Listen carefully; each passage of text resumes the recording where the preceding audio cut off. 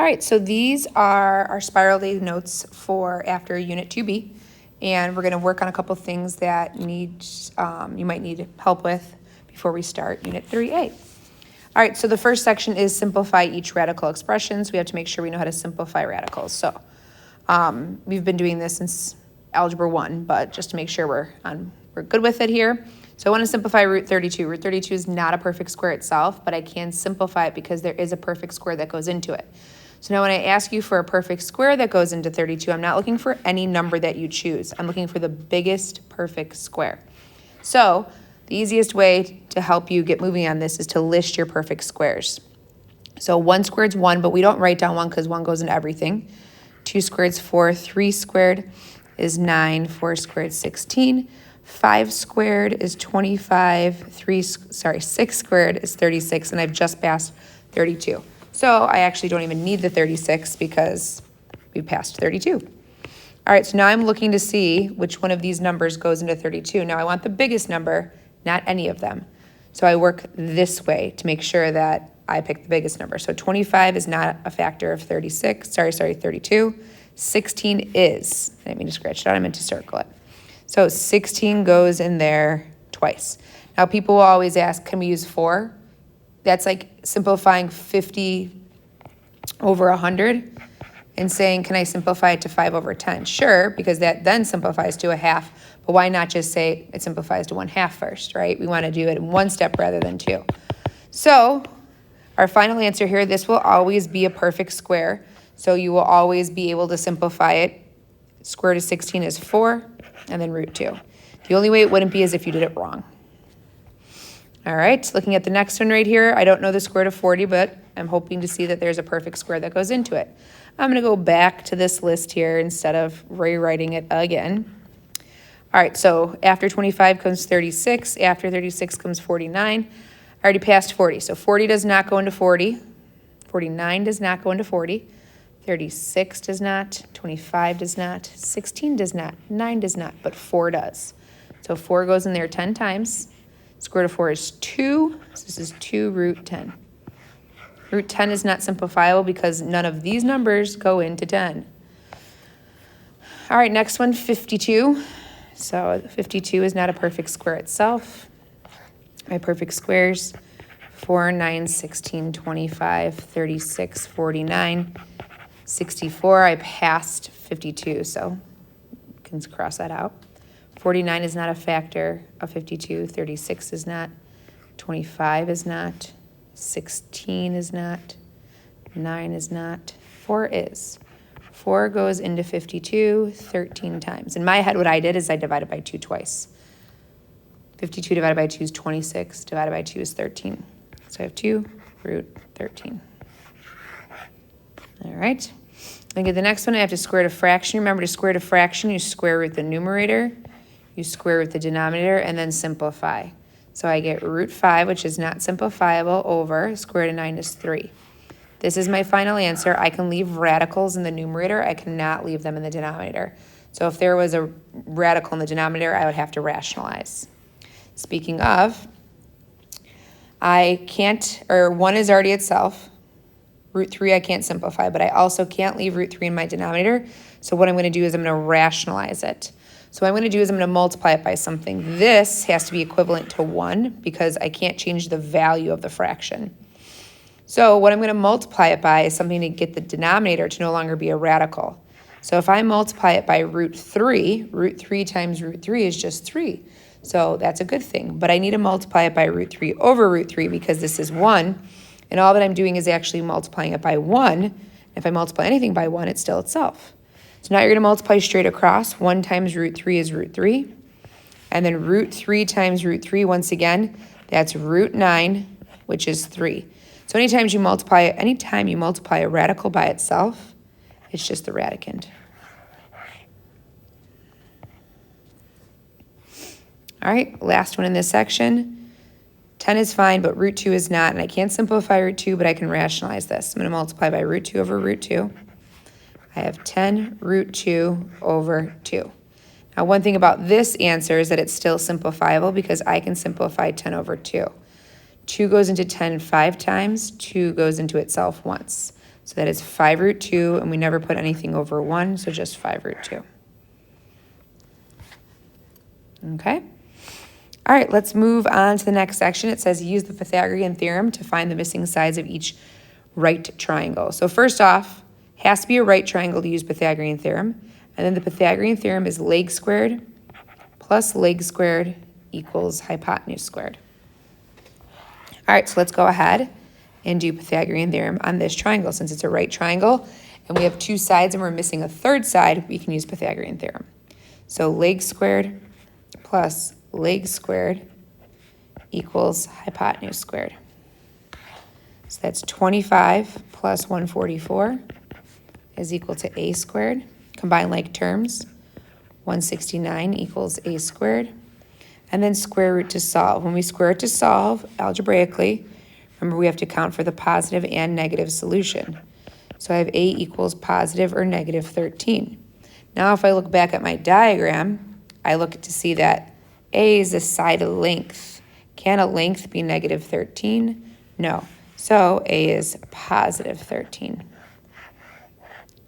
Okay, you disregard your negative answers when doing Pythagorean theorem because it's a distance.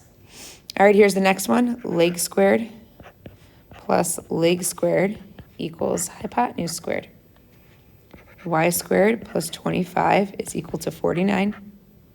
I lost my square. There we go. Subtract 25 from both sides. Y squared is equal to 24. And then square root to solve. Square root to solve. Y equals plus or minus. Root 24 is not a perfect square, but we can simplify it. We need our biggest perfect square that goes into 24. If you need to look at your list, that's fine. 24 would fall right here. 16 doesn't go into it, 9 doesn't go into it, but 4 does. So we can say 4 goes in there 6 times. So root 4 is 2, so this is plus or minus 2 root 6. Once again, it's a side length, so we're just going to get 2 root 6. Now, some of you might be asking yourself, can we just not do the plus or minus if we're just going to always get a positive answer? Sure, I don't mind. It's just for when we're doing unit circle stuff later, if you're going to the left with that length, it's going to be negative because we're talking about direction too.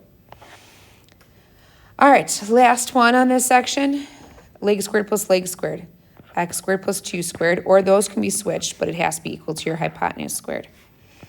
X squared plus 4 is equal to 64. Subtract 4 from both sides. We have x squared equals 60. Square root to solve. Notice I'm doing the algebra with plus or minus because I want to do my algebra correct. Biggest perfect square that goes into 60. So once again, if you need to look at your list, it's fine. 60 would fall right here. 49 is not a factor. Either is 36, 25, 16, or 9, but 4 is. So where'd I go? Over here. Root 4 goes in there root 15 times. Square root of 4 is 2, so this is 2 root 15. Once again, make sure you're saying x is equal to positive 2 root 15. Okay, so you might have noticed that on parts B and C to that, we didn't have the most beautiful answers, but on part A, we had a really nice answer. What's special about triangle A here is that this is a Pythagorean triple. So that means that if I know that I have legs that are 5 and 12, I know that the hypotenuse is always going to be 13. So if I drew another triangle over here and I said, well, I shouldn't draw it exactly the way the other one looks. Let's say I draw it like this. Here's a right triangle. And I tell you this is 13 and this is 12. What's this? Well, it's 5. It's a 5, 12, 13 triangle. You don't even have to use Pythagorean theorem. So there are a few Pythagorean triples that I will suggest, let's say, that you memorize because we see them pretty often. Not, oh my gosh, every single time we do this, we're going to see it. But we see them often enough that if you memorize them, it will be worth it. So the Pythagorean triples that I have seen the most, that I have memorized at least, and there's way more than this, are 3, 4, 5.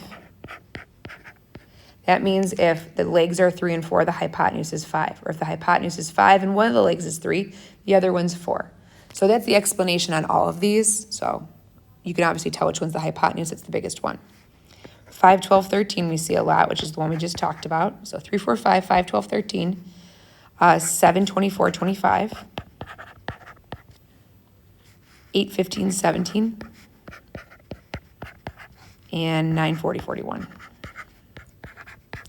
Now, if you forget these, it's fine. You can do Pythagorean theorem. But if you take a moment to memorize them, it saves you so much time. So for example, on these, fill in the missing side for each of the right triangles. It's Pythagorean theorem unless it's a triple. Then you can say, oh, I know it's a triple. I could figure out the third side without doing Pythagorean theorem. I also want you to realize that any multiple of these is also a triple. So if you double the first one, 6, 8, 10, that's a triple. If you triple the first one, I don't want to put a comma there, 9, 12, 15, that's also a triple. It goes for any of these. So if you notice that, then it saves you some time. All right, looking at this one right here, okay. At first you might not notice it's a triple, but if you look at the side lengths here, this is 10, which is divisible by 2 and you get 5. 6 is divisible by 2 and you get 3. So this would be a 3, 4, 5 triangle, but then you would have to remember to multiply it by 2. So that means this is 8. So your missing side here is 8. Okay, once again, if you're like, what? Pythagorean theorem then. X squared plus 6 squared equals 10 squared. You'll get 8. 3, 4, 5. All right, it just saves you time. Why wouldn't you want to do it? 8, 15, 17. 12 and 13, that means this is 5. 5, 12, 13. Okay? Notice how quick that is if you know them. If not, you just have to do Pythagorean theorem 4 times. All right, next thing, and it's the last topic that we want to talk about today, is solving a triangle or solving a side of a triangle or angle in a triangle when you're given one side and one angle, or when you're given two sides and you're finding an angle. So if you look at this, it says for each problem, find the answer to the nearest thousandth with a calculator. Okay, I was just seeing what that parentheses was. All right, so you can't use SOHCAHTOA here because for SOHCAHTOA you need two sides, you need to be solving for a side. So what we use if this is a right triangle is we can use, did I say SOHCAHTOA? I meant Pythagorean theorem we couldn't use, but we can use SOHCAHTOA on this. We can't use Pythagorean theorem like the ones we above, but we can use SOHCAHTOA. So remember what SOHCAHTOA stands for. Sine is the opposite side over the hypotenuse, cosine is adjacent over hypotenuse, and tangent is opposite over adjacent. So to use this, what I like to do is I like to circle the angle that I was given and then relate the two sides. This side right here does not touch the angle or the circle that I just did at all, so it's opposite. This side is the hypotenuse. O and H tells me to use sine, right? So I'm gonna write down sine. My trig function comes first. My angle comes next, 58 degrees, is equal to, and then the opposite side, which is x, over the hypotenuse, which is 18. All right, so when your variable is in this fraction here, what you want to do is you want to make the other side a fraction, and now you have a proportion. You can cross multiply to solve your proportion. So 1 times x is x, and then I have 18 times the sine of 58. And now we need to put this in our calculator. So let me open up my calculator here. Hopefully it's available readily. Nope. Okay, how do I get back to that? This way, yes, okay. All right, so I'm gonna clear this out here. First off, if you look, our angle is 58 degrees. I need to be in degree mode, right? So hit the mode button on your calculator. It needs to be in degree mode. Mine is already because I was making an answer key for the homework on this. So it's already in degree mode, but if it's not, switch to yours. So just move over degree, hit enter, and then you can do second quit, and now you're in degree mode. So you're gonna do 18 sine of 58, close the parentheses, hit enter. Nearest thousandth is 3 decimal places. So 15.265. Okay? And we know it should be something less than 18 because this is across from a 58-degree angle, this is across from 90. So like you could always look at your triangle and say, did that make sense, that answer? All right, here's our next one. So here's my angle. All right, this side is clearly the hypotenuse. So I'm gonna put an H there for hypotenuse. And then this side touches the angle. So that means that it's the adjacent side. A and H, if you look back here, is cosine. So I'm going to do cosine of 24 degrees is equal to the adjacent side, which is 31, over the hypotenuse, which is x. All right, once again, my x is in my fraction here, so I'm going to put this over 1, and then I'm going to cross multiply to solve for x. So I have x times the cosine of 24, is equal to 1 times 31, which is 31. X is not by itself right now, so to get x by itself, I need to undo that multiplication, so I'm going to divide by cosine of 24. This will give me my x value. Put in my calculator, 31 divided by, 31 divided by cosine of 24. Hit enter, and I get 33.934. Yeah, that's an ugly 3. 934. Once again, that answer makes sense because it is bigger than 31, and it needed to be a number bigger than 31 since the hypotenuse. All right, next, before our last problem, we have if the cosine of theta is equal to 2/7, what's the value of theta? Okay, so actually before we get to our last triangle example, so I need to solve for theta, right? So I need to ask you, how do I undo cosine? So I'll get some bad answers, so let me say those out loud. Divide, subtract. No, the opposite of multiplication is division. The opposite of addition is subtraction. What's the opposite or inverse of cosine? Cosine inverse. So to undo cosine, I'm going to cosine inverse both sides. That cancels that out. Theta is equal to cosine inverse of 2/7. This is going to give me my angle theta. So to get cosine inverse, I'm going to hit the second button, and then the cosine button, which is cosine inverse. 2 divided by 7. Hit enter. And this is your angle, 73 point. And then 3 decimal places. So I'm going to do 398 degrees. All right, so let's try it, this problem here. So I'm solving for this angle, right? If I was solving for x here, I could use Pythagorean theorem, or sorry, that side there. X is the angle. But I'm not. I'm solving for this angle. So if I look here, this side doesn't touch it at all, so that's opposite. This side touches it, which is adjacent. So O and A tells me to use tangent. So I have tangent of my angle, which is x, equals O over A, 30 over 18. All right, I need to solve for x, so I need to undo tangent, which is using tangent inverse. X equals tangent inverse of 30 over 18. Tangent inverse, 30 divided by 18. And you get x is 59.036 degrees. Solving for an angle, I automatically just had degrees come out of my mouth, but I knew I was solving for an angle when I was using inverse.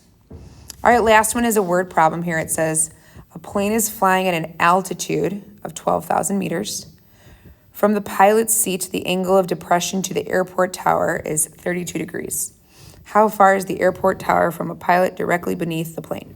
So first off, before we start this, I'm going to draw a right triangle right here. Whenever I see the word angle of elevation or angle of depression, I know I'm working with a right triangle. Okay, well, I was trying to make it nice, but it's fine. All right, so when I taught this in integrated, this is what I taught my students. I call this piece A, because if I have an altitude is height, that's A. I call this B because it's the bottom of the triangle or the base or whatever. If there's a ground, that's what it is. I call this C because it's the hypotenuse, and that's what we call the hypotenuse. Now what I have them do is I draw an auxiliary line. Very important, because when I'm going to go back in time here, when you have a right triangle drawn, there's never an angle of depression drawn, okay, if it's drawn like this. So you always need an auxiliary line to get an angle of depression.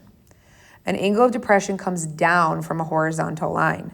So if you look, I have 2 horizontal lines. I have this horizontal line and this horizontal line. But there's only one angle coming down from the horizontal line, and that's this angle. So this angle right here is D, my angle of depression. An angle of elevation comes up from a horizontal line.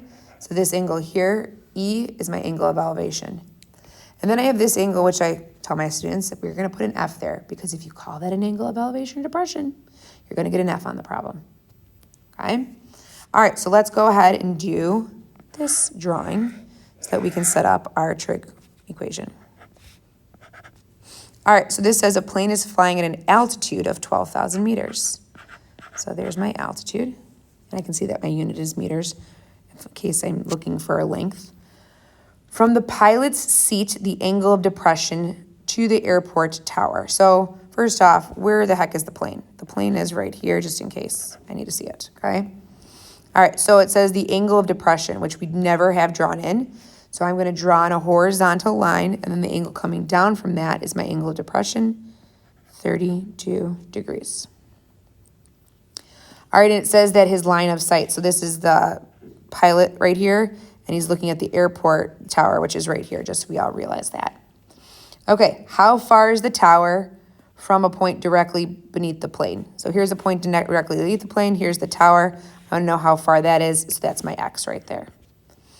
All right, so now I want to say, oh, now I can do SOHCAHTOA, but I need an angle inside the triangle in order to do that. So the next thing I need to realize is that these two lines right here are parallel, and we know that alternate interior angles are congruent, so this is 32 degrees also. Now I can do SOHCAHTOA. Here's my angle. This is opposite. This is adjacent. So I'm going to use tangent. Tangent of 32 degrees is equal to the opposite side, which is 12,000, over the adjacent side, which is X. I'm solving for X, which is in my fraction, so I'm going to cross multiply by putting this over 1. I have X times the tangent of 32 is equal to 12,000. To get X by itself, I need to divide by tangent of 32. All right, I'm going to put that in my calculator, 12,000 divided by tan 32, close parentheses, hit enter. I have X equals, this is a length, so I want to put my unit of meters on it, and then also round to 3 decimal places. So I have 19,204.014 meters. All right, so that's it for today's practice on our spiral. You can get started on your homework.